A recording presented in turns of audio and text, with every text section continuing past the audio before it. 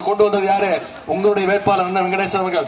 வைகை ஆற்றின் குறுக்கே இரும்பாடி முதல் மண்ணாடி மங்கலம் வரைக்கும் இன்னைக்கு 20 கோடி ரூபாய் மதிப்பீட்டுல புதிய பாலம் கட்டி கொடுத்தது யாரு? அண்ணன் வெங்கடேசன். பாலமேடு பேரூராட்சி பகுதிகளில் இன்னைக்கு குடிநீர் திட்டம் நிறைவேற்றப்பட்டிருக்கு. அலங்காநல்லூர் மற்றும் வலசை ஆகிய இடங்கள்ல சாலைகளை இணைக்கின்ற வகையில இன்னைக்கு 6 கோடி ரூபாய் மதிப்பீட்டுல புதிய மேம்பாலம் கட்டி கொடுத்திருக்காரு. அலங்காநல்லூர் பேரூராட்சியில கழிவுநீர் சுத்திகரிப்பு நிலையம், சோழவந்தான் பகுதியில கூட்டு குடிநீர் திட்டம், தொகுதியினுடைய பல்வேறு இடங்கள்ல 2 கோடி ரூபாய் ஒதுக்கீடு செய்யப்பட்டு இன்னைக்கு புதிய பள்ளி கட்டிடங்கள், பெரியாறு கால்வாயின் குறுக்கே இன்னைக்கு புதிய பாலம், அலங்காநல்லூர்ல 2 கோடி ரூபாய் மதிப்பீட்டுல நவீன அறிவுசார் மையம் நாலேஜ் சென்டர், குட்லானம்பட்டி அருவி பகுதியில் சுற்றுலா வளர்ச்சி பணிகள், 3 கோடி ரூபாய் மதிப்பீட்டுல அரசு மருத்துவமனைக்கு புதிய கூடுதல் கட்டிடங்கள். இது அனைத்தையும் செஞ்சு கொடுத்துட்டு தான் இன்னைக்கு அந்த உரிமையோட இன்னொரு வாய்ப்பு கொடுங்கன்னு கேட்க வந்திருக்கிறோம். மீண்டும் அவர் சட்டமன்ற உறுப்பினர் ஆக்குறீங்களா? இந்த தொகுதிக்கு என்னென்ன தேவையோ அது அனைத்தையும் முதலமைச்சருடைய பார்வைக்கு எடுத்துட்டு போய் நிச்சயம் உங்களுடைய வெற்றி வேட்பாளர் அந்த வெங்கடேசன் அவர்கள் செஞ்சு கொடுப்பார்ல. நீங்க வெற்றியை உறுதி செஞ்சிருவீங்கல்ல? நம்முடைய தலைவர் போட்டோவா? என்ன போட்டோ? போட்டோ கிடையாது.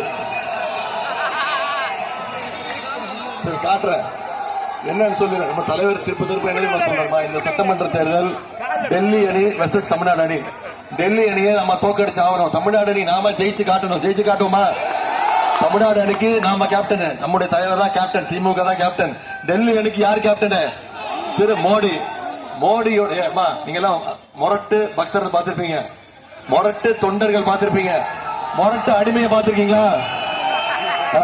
யாரு மோடியோட நம்பர் 1 மொரட்டு அடிமை?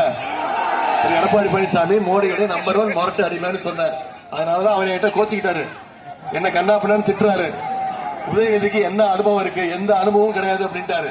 நான் சொன்னேன், ஆமா எனக்கு அனுபவம் கிடையாதுதான், இந்த அனுபவம் எனக்கு கிடையாது. கீழே விழுந்திருக்காரு, படுத்திருக்காருல்ல, அவர்தான் கீழே ஒருத்தர் படுத்திருக்காருமா. இந்த அனுபவம் எனக்கு கிடையாதுன்னம்மா. பதவிக்காக யார் காலையும் போய் பிடிச்சி தொங்குற அனுபவம் எனக்கு கிடையாது. சங்கி கூட்டத்துக்கிட்ட பயப்படுற அனுபவம் எனக்கு கிடையாதுன்னு இதான் சொன்னேன். இப்போ என்ன டெய்லி கண்ணாமன்னு திட்டுறாரு. போட்டோ கேட்கறது நீங்க, திட்டு வாங்குறதுனா. இந்த அடிமை கூட்டத்தை இந்த தேர்தலோட ஒழிச்சு கட்டணும். ஏற்கனவே 10 தோல்வி கொடுத்திருக்கிறீங்க. 10 தோல்வி பழனிசாமிய இந்த முறை மொத்த தோல்வி கொடுத்து வீட்டுல உட்கார வைக்க செஞ்சு கொடுப்போமா?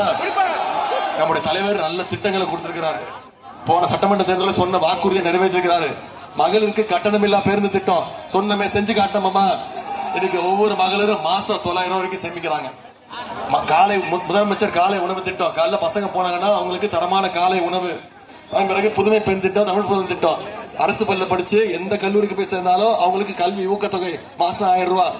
இப்ப சமீபத்தில் 10 லட்சம் கல்லூரி மாணவிகளுக்கு இலவச லேப்டாப் கொடுத்திருக்கிறோம். நம்முடைய முதலமைச்சர் கொடுத்திருக்கிறாரு. இப்போ வாக்குறுதி கொடுத்திருக்கிறோம். எல்லாத்தோட முக்கியம் கலைஞர் மகளிர் உரிமை தொகை திட்டம். உங்களுக்கு தெரியும், கடந்த 3 வருஷமா ஒவ்வொரு மாசமும் 1,31,00,000 மகளிருக்கு மாசம் 1000 ரூபாய் உரிமை தொகை நம்முடைய தலைவர் அவர்கள் மகளிர் கொடுத்துட்டு இருக்காங்க. அதை நிப்பாட்டுறதுக்கு இன்னைக்கு அதிமுகவும் பாஜகவும் முயற்சி பண்ணாங்க, நீதிமன்றத்துக்கு போனாங்க. தேர்தலை காரணம் காட்டி 3 மாசம் நிப்பாட்டுறதுக்கான முழு முயற்சியில் ஈடுபட்டாங்க. நம்முடைய தலைவர் என்ன பண்ணாரு? நான் 1000 ரூபாய் கொடுக்கறது நிப்பாட்ட முயற்சி பண்றியா? நான் 5000 ரூபாய் கொடுப்பேன் நிப்பாட்டி பாருன்னு சொல்லி 5000 ரூபாய் கொடுத்தாரா இல்லையா? பிப்ரவரி மாசம், மார்ச் மாசம், ஏப்ரல் மாசம் 3 மாசத்துக்கு சேர்த்து 3000. கோடை கால சிறப்பு நிதி 2000. நம்முடைய முதலமைச்சர் 5000 ரூபாய் ஒரே பேங்க் டிரான்ஸ்பர்ல காலையில 6:30 மணிக்கு அமிச்சாரு. 9 மணிக்கு மகளிர் போய் பணத்தை எடுத்துட்டீங்க. மோடி எடுத்துருவாருன்னு பயம். பேங்க்ல மினிமம் பேலன்ஸ் இல்லைன்னு மோடி உரிமை தொகையை மோடி கையை வச்சிருவாருன்னு உங்களுக்கு பயம். எப்படி அதே மாதிரி ஷார்ப்பா 23ஆம் தேதி வாக்குச்சாவடிக்கு போய் வாக்குப்பெட்டியில அண்ணன் வெங்கடேசனுடைய பெயர் 3வது பெயர் அண்ணன் வெங்கடேசனுடைய பெயர், அதுக்கு பக்கத்துல உதயசூரியன் சின்னம் இருக்கும். அதுல நீங்க வாக்களிச்சு அதிகமான வாக்கு வித்தியாசத்துல ஜெயிக்க வைக்க செஞ்சு கொடுப்பீங்களா? ஆட்சிக்கு வந்தோடனே நம்முடைய தலைவர் வாக்குறுதி கொடுத்திருக்காங்க. மகளிர் உரிமை தொகை 1000 ரூபாய் கிடையாது, அதை உயர்த்தி 2000 ரூபாய் தரேன்னு வாக்குறுதி கொடுத்திருக்கிறோம். முதலமைச்சர் காலை உணவு திட்டம் 5ஆம் வகுப்பு வரைக்கும் இல்ல 8ஆம் வகுப்பு வரைக்கும் விரிவுபடுத்தப்படும் சொல்லியிருக்கிறோம். கல்வி ஊக்கத்தொகை 1000 ரூபாய் இல்ல 1500 ரூபாய் உயர்த்தப்படும் சொல்லியிருக்கிறோம். OAP முதியோர் உதவித்தொகை 1200 இல்ல 2000 ரூபாய் கொடுப்போம்னு வாக்குறுதி கொடுத்திருக்கிறோம். அடுத்த 5 வருஷத்துல 10 லட்சம் கலைஞர் கனவு இல்லம் கட்டப்பட்டு யாருக்கெல்லாம் வீடு இல்லையோ அவங்க அத்தனை பேருக்கும் கலைஞர் கனவு இல்ல வீடு கொடுக்கப்படும் வாக்குறுதி கொடுத்திருக்கிறோம். அடுத்த 5 வருஷத்துல 35 லட்சம் கல்லூரி மாணவ மாணவிகளுக்கு இலவச லேப்டாப் கொடுப்போம்னு வாக்குறுதி கொடுத்திருக்கிறோம். இது எல்லாத்தை விட முக்கியமான வாக்குறுதி உங்களுக்கு தெரிஞ்சிருக்கும்.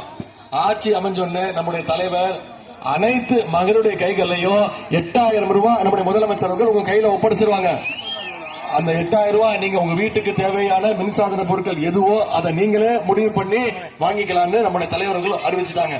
இதெல்லாம் நடக்கணும்னா நான் இவ்வளவு திட்டங்கள் சொன்னேன்ல, இவ்வளவு பண்ணிருக்கோம்னு சொன்னேன்ல, யோசிச்சு பாருங்க. ஒன்றிய பாஜக அரசு இதில் எந்த விதத்திலேயாவது தமிழ்நாட்டுக்கு உதவி இருக்காங்களா? நமக்கு தேவையான திட்டங்களை கொடுக்கறாங்களா? கிடையாது. நமக்கான நிதியை கொடுக்கறது இல்ல. போன ஒன்றிய அரசோட பட்ஜெட்ல தமிழ்நாட்டுக்கு எந்த திட்டமும் இல்ல. தமிழ்நாடுங்கிற பேரே கிடையாது பட்ஜெட்ல. இப்படி தமிழ்நாட்டை தொடர்ந்து புறக்கணிக்கக்கூடிய ஒன்றிய பாஜக சங்கி கூட்டத்தை புறக்கணிக்கணுமா வேணாமா? இன்னொன்னு, நான் முதல்வன் திட்டத்துல பயிற்சி பெற்று அகில இந்திய அளவில் UPSC தேர்வுல 2ஆம் இடம் பெற்ற சகோதரி ராஜேஸ்வரி பிறந்த ஊர்